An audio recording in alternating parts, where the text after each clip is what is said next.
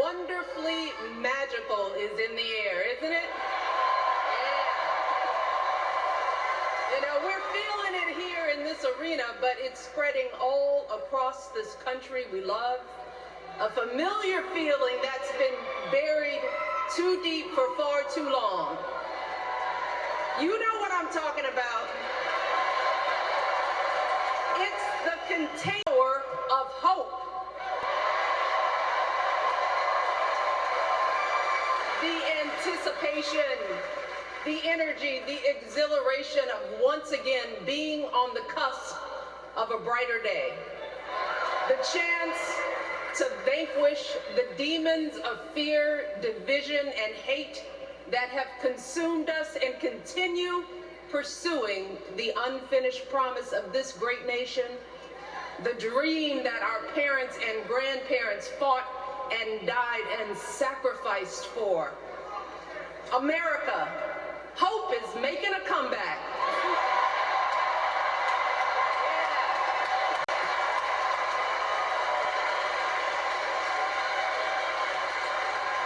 But to be honest, I am realizing that until recently, I have mourned the dimming of that hope. And maybe you've experienced the same feelings, that deep pit in my stomach, a palpable sense of dread about the future. And for me, that mourning has also been mixed with my own personal grief. The last time I was here in my hometown was to memorialize my mother, the woman who showed me the meaning of hard work and humility and decency, the woman who set my moral compass high and showed me the power of my own voice. Folks,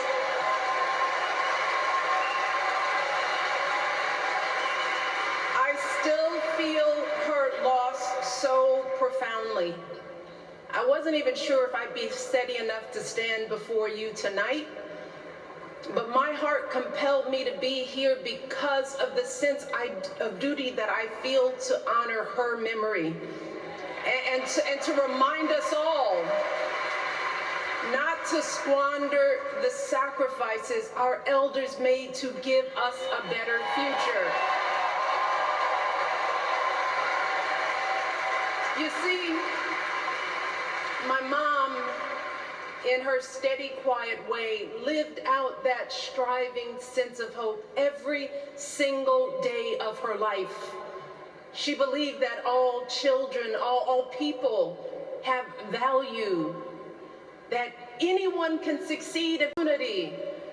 She and my father didn't aspire to be wealthy. In fact, they were suspicious of folks who took more than they needed. They understood that it wasn't enough for their kids to thrive if everyone else around us was drowning. So my mother volunteered at the local school. She always looked out for the other kids on the block. She was glad to do the thankless, unglamorous work that for generations has strengthened the fabric of this nation. The belief that if you do unto others, if you love thy neighbor, if you work and scrape and sacrifice, it will pay off. If not for you, then maybe for your children or your grandchildren. You see, those values have been passed on through family farms and factory towns, through tree-lined streets and crowded tenements, through prayer groups and National Guard units and social studies classrooms. Those were the values my mother poured into me until her very last breath. Kamala Harris and I built our lives on those same foundational values. Even though our mothers grew up an ocean apart, they shared the same belief in the promise of this country. That's why her mother moved here from India at 19. It's why she taught Kamala about justice obligation to lift others up, about our responsibility to give more than we take. She'd often tell her daughter, complain about things, do something. So, with that voice in her head, Kamala went out and she worked hard in school, graduating from an HBCU, earning her law degree at a state school. And then she went on to work for the people, fighting to hold lawbreakers accountable, strengthening the rule of law, fighting to get folks better wages, cheaper prescription drugs, a good education, decent health care, child care, elder care. From a middle-class household, Kamala worked her way up to become Vice President of the United States of America. My girl, Kamala Harris, is more than ready for this moment. She is one of the most qualified people ever to seek the office of the presidency. And she is one of the most dignified. A tribute to her mother, to my mother, and to your mother too. The embodiment of the stories we tell ourselves about this country. Her story is your story. It's my story. It's the story of the majority of Americans trying to build a better life. Look, Kamala knows, like we do, that regardless of where you come from, what you look like, who you love, how you worship, or what's in your bank account, we all deserve the opportunity to build a decent life. All of our contributions deserve to be accepted and valued. Because no one has a monopoly on what it means to be an American. No one.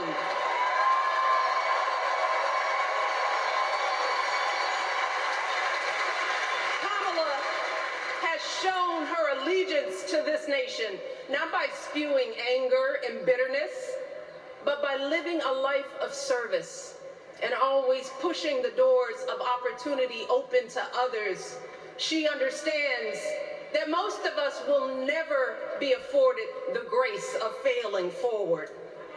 We will never benefit from the affirmative action of generational wealth.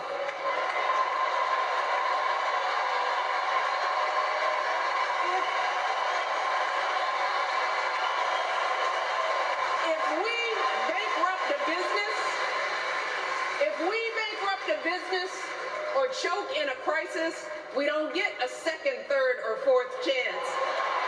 If things don't go our way, we don't have the luxury of whining or cheating others to get further ahead. No. We don't get to change the rules so we always win. If we see a mountain in front of us, we don't expect there to be an escalator waiting to take us to the top.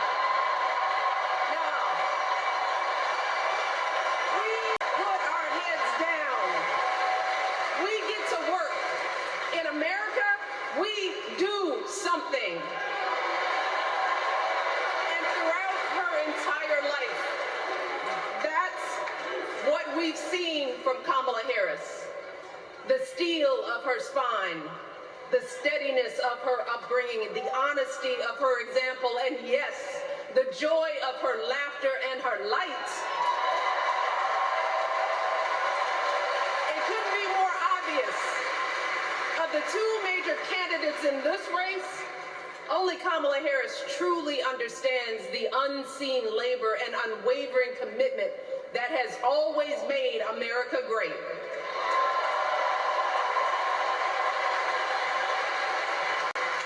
Now, unfortunately, we know what comes next. We know folks are going to do everything they can to distort her truth. My husband and I sadly know a little something about this. For years, Donald Trump did everything in his power to try to make people fear us. See, his limited, narrow view of the world made him feel threatened by the existence of two hard-working, highly educated, successful people who happen to be black.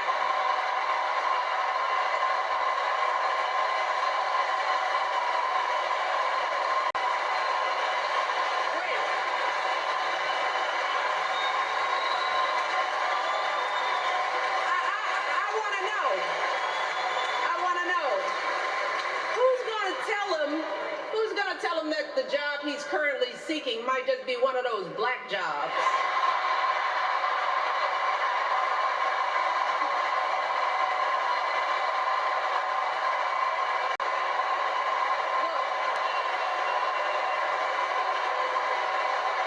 It's his same old con. The same old con.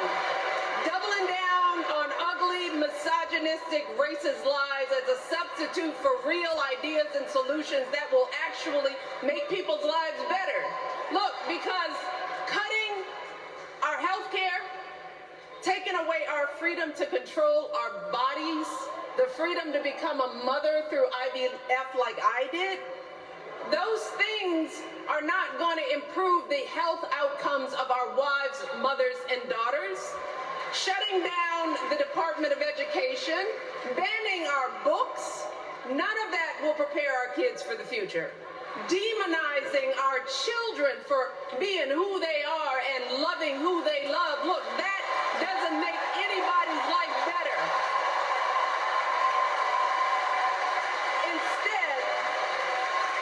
Instead, it only makes us small.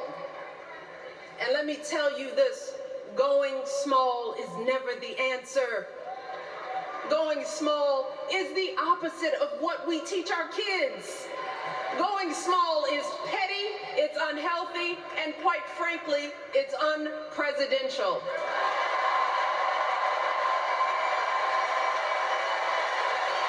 So, why would any of us accept this from anyone seeking our highest office? Why will we normalize that type of backward leadership? Doing so only demeans and cheapens our politics. It only serves to further discourage good, big-hearted people from wanting to get involved at all. America, parents taught us better than that, and we deserve so much better than that. That's why we must do everything in our power to elect two of those good, big-hearted people. There is no other choice than Kamala Harris and Tim Walz. No other choice.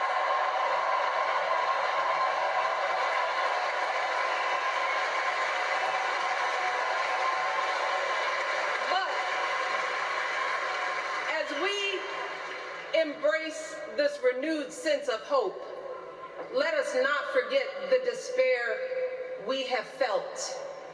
Let us not forget what we are up against. Yes, Kamala and Tim are doing great now. We're loving it. They're packing arenas across the country. Folks are energized. We are feeling good. But remember, there are still so many people who are desperate for a different outcome, who are ready to question and criticize every move Kamala makes, who are eager to spread those lies, who don't want to vote for a woman, who will continue to prioritize building their wealth over ensuring that everyone has enough. So no matter how good we feel tonight or tomorrow or the next day, this is going to be an uphill battle. So folks, we cannot be our own worst enemies. No. See, because the minute something goes wrong, the minute a lie takes hold, folks, we cannot start wringing our hands. We cannot get a Goldilocks complex about whether everything is just right.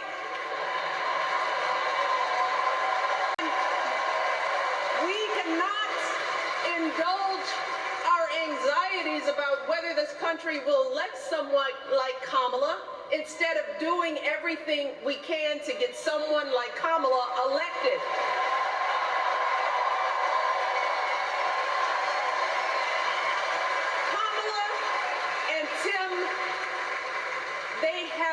lived amazing lives. And I am confident that they will lead with compassion, inclusion, and grace. But they are still only human. They are not perfect. And like all of us, they will make mistakes.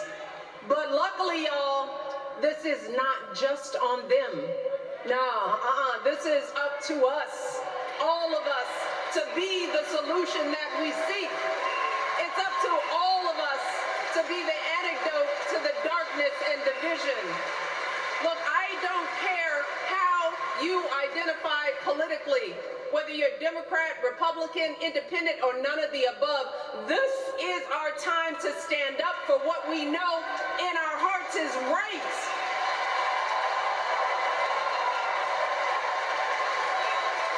To stand up, not just for our basic freedoms, but for decency and humanity, for basic respect, dignity, and empathy, for the values at the very foundation of this democracy.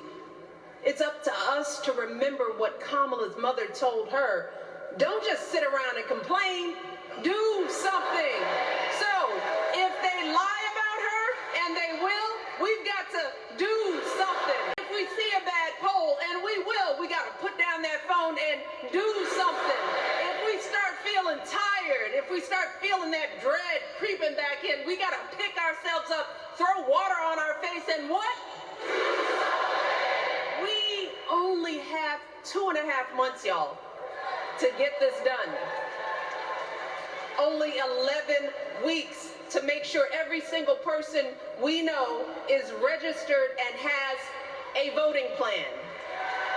So, we cannot afford for anyone America to sit on their hands and wait to be called. Don't complain if no one from the campaign has specifically reached out to you to ask you for your support. There is simply no time for that kind of foolishness. You know what you need to do. So, consider this to be your official ask. Michelle Obama is asking you, no, I'm telling y'all to do something.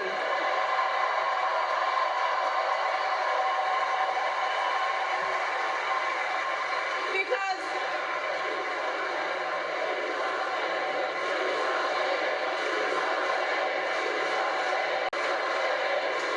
you all,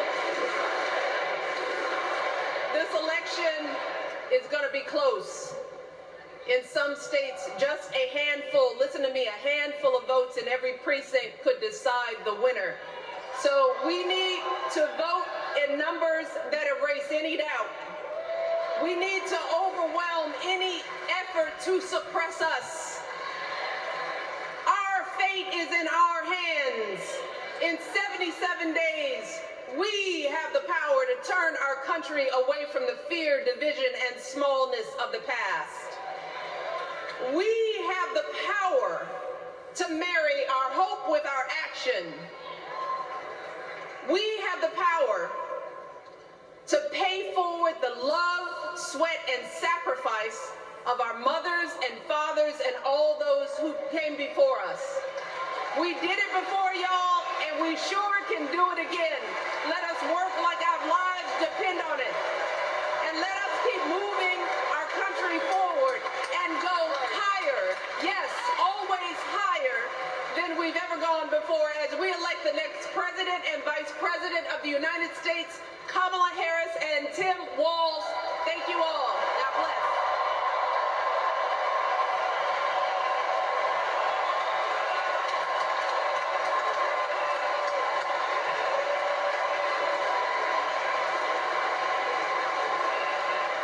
Hello guys and welcome back to Inside Intelligence. We are back again like we never left. Welcome back guys and thank you. There you have it guys. That was Michelle Obama at DNC. She gave a powerful speech. When we say powerful, Anyway, we do not expect Michelle Obama to be sent out, and she is not going to deliver. You know what I mean? It is Michelle Obama. She delivered it, she nailed it, she touched on it, and she gave it to Donald Trump. Yeah, well, what do you guys think of this message? Let's continue the conversation down there in the comment section. As usual, please let's respect ourselves while we comment. What do you get out of this message from Michelle Obama? I'll catch up with you guys later. Thank you to all my return subscribers. And if you haven't joined the growing community, please do not forget to do so. And thank you in advance. Bye for now. Hello, guys, and welcome back to Inside Intelligence. We are back again like we never left. Welcome back, guys, and thank you.